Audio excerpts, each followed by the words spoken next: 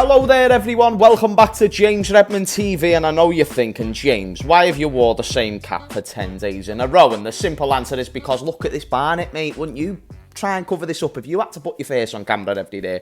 It's not ideal.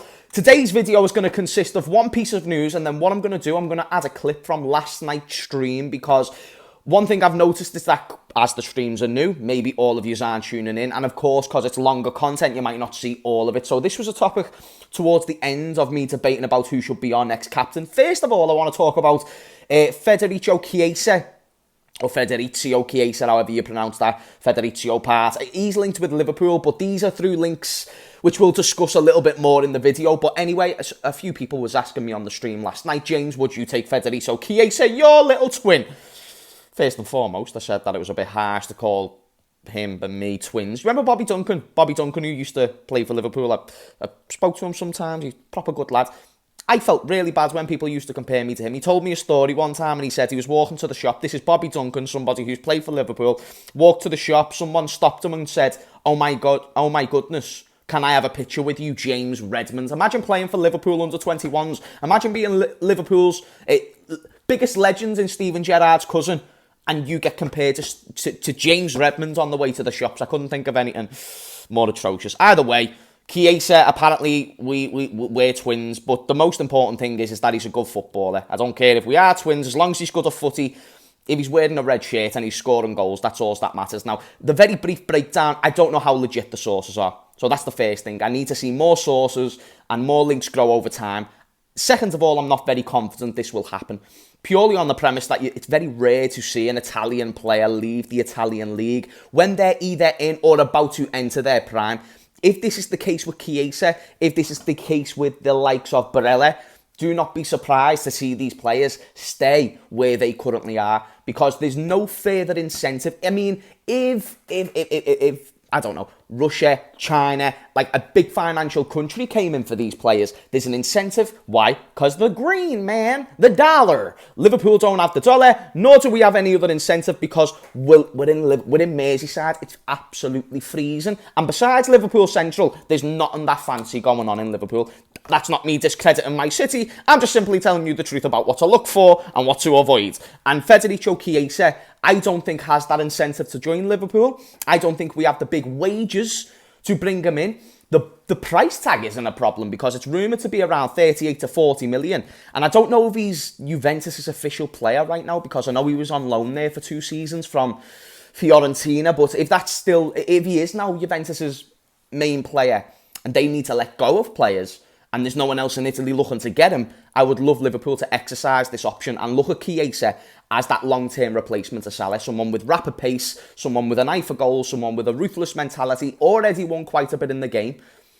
Actually, that might be a lie. Is it just the Euros? It might just be the European Championships, but come on. He played a significant role in his country, winning a European trophy, which was huge.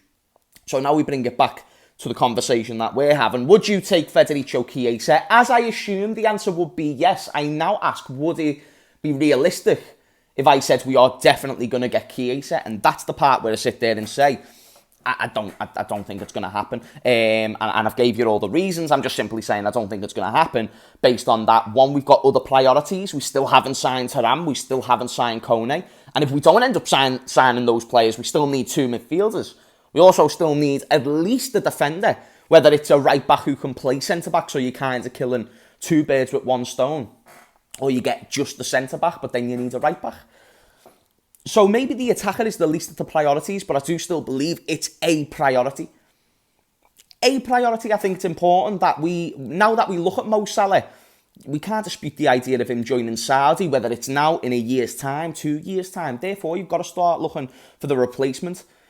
Why start looking for the replacement when Salah could be finished? Why not look for the replacement? And I'm not saying Salah's finished. I'm saying if he is, which would be very normal for a 30-plus-year-old, it'd probably be good to be well-equipped by having a 24-year-old Italian fella who's going to bomb it down the wing.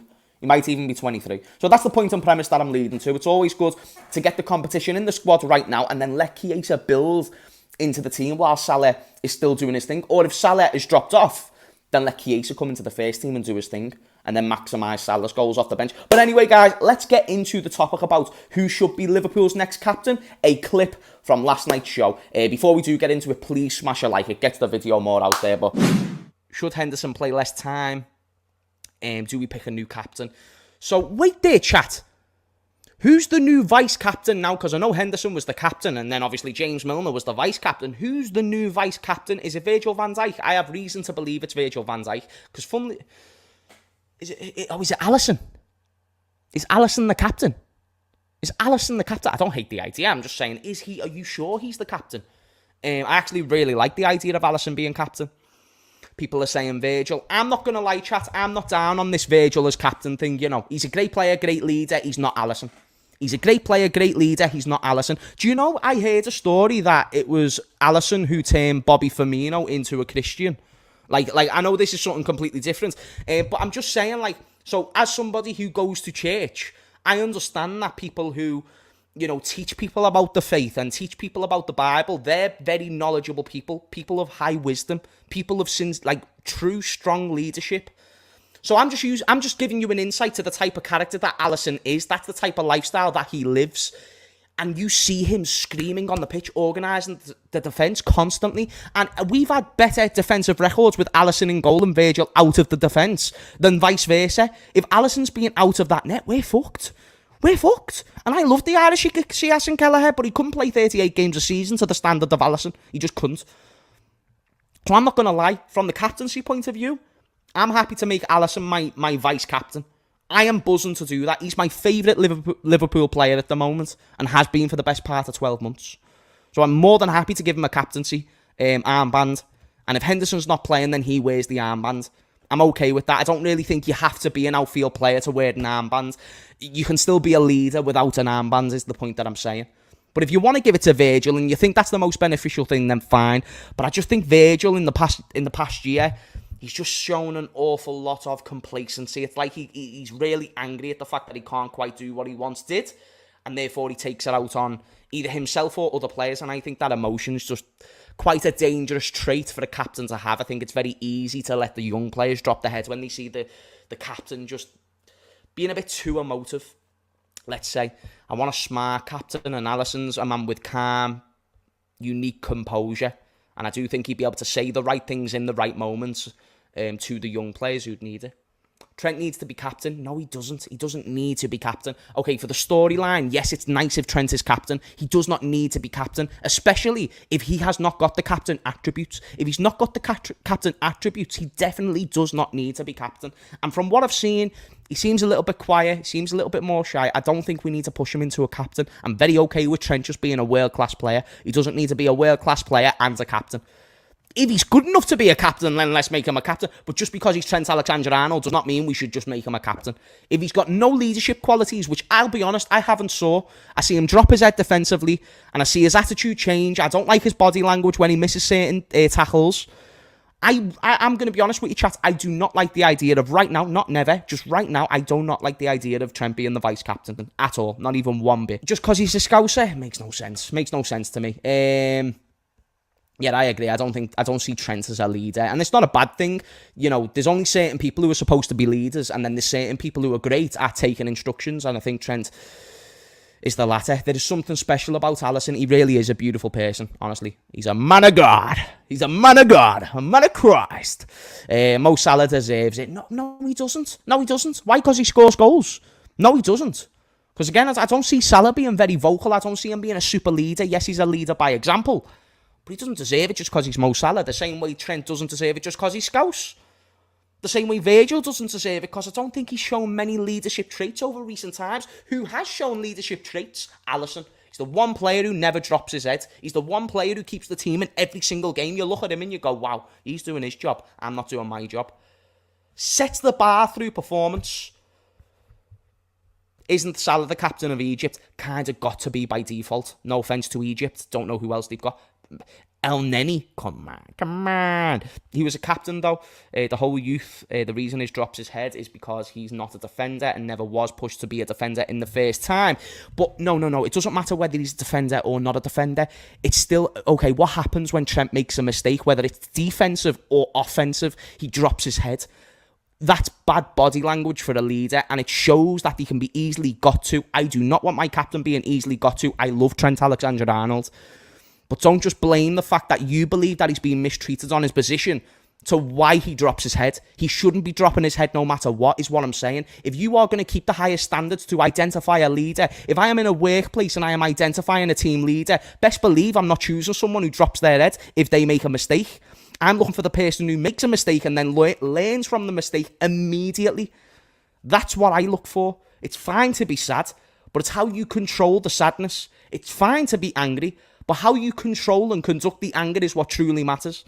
Trent Alexander-Arnold, I'm not hating on him. I'm just saying he shouldn't be a leader. Just a physical example. Trent Alexander-Arnold doing this, hands on hips and, just fucking hell. Made another mistake. That is not good captaincy. Do you hear what I'm saying? So just because he was a captain in the youth academy for 15-year-olds because he was the best player doesn't mean that he should be the captain for the first team competing for Premier Leagues. Not that he's not capable, he's just not ready right now. Alisson vice Virgil van Dijk as captain. However, I do think we need a leader in midfield. Yeah, I agree. I think our midfield's lacking at the moment. Guys, I'm not trying to shit on Trent. I'm just being honest. Do you see, when he makes a mistake at the back post and he drops his head, do you look at that and think, go on, captain? Go on, captain! Or do you see... Or do you see somebody like Robertson, who, when he makes a mistake, what does he do? He gets stuck right back in there. When someone's got beef on the pitch, who's getting stuck in to defend him? Robertson. But then when you want to talk about a man of composure is a huge trait of any leadership, then you've got Alisson. Usually, I think Virgil van Dijk would be more than fine being a leader. This season, I haven't saw things where I think you could most certainly be our leader. I think he could have been. I don't know if he could be our leader now. So yeah, that in terms of the captaincy situation, then it is what it is. If Ruby sees this about Trent, she's going to be pissed. I love Ruby and I love Trent, but why can't? Okay, so is James Redmond good at everything, chat?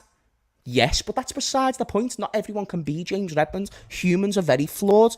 That is a joke, by the way, I promise you. I'm shit at loads of things. And the point that I'm leading to is that I might be a good YouTuber, but I'm certainly not a good accountant or mathematician. I'm shite at maths. If my kid comes to me and says, Dad, I need help with maths, sorry, James Jr., you're fucked. You are fucked. Like, God gave you a dumb dad when it comes to numbers. So, unfortunately, you've got to see through this situation yourself, Jimmy Jr. And until you get those results, and you need those results, because if you have the same brain as me when it comes to maths, you're done for. The point that I'm leading to is that I'm not good at everything. The same way that Trent doesn't need to be good at everything. He can be just a world-class footballer. But if making him captain adds unnecessary pressure and therefore makes him make more mistakes, which we've saw, if he makes mistakes, it gets to him, then why would we make him captain just because he's Scouse? It's not a sensible decision. There's no common sense or thought put into that decision whatsoever. All you're doing is playing FIFA and you want to make cool storylines. Storylines are fun if they align. Storylines are fun if they are possible. But unfortunately, there's just certain things in this world. Rey Mysterio will not beat Brock Lesnar. The way it is, he's 5 foot.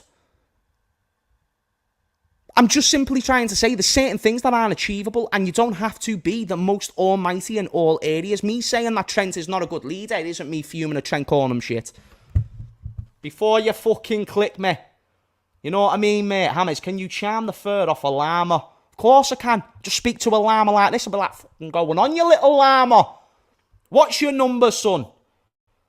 Gives those digits, mate. You little fucking llama. Anyway, guys, that's the end of the video. Let me know what you think about that discussion. I thought it was a good one. And do tune into the live streams in future if you want to interact and disagree with me live and in charge. Anyway, guys, much love to you and your mothers. And I will see you beautiful people in Abyssal. Peace out.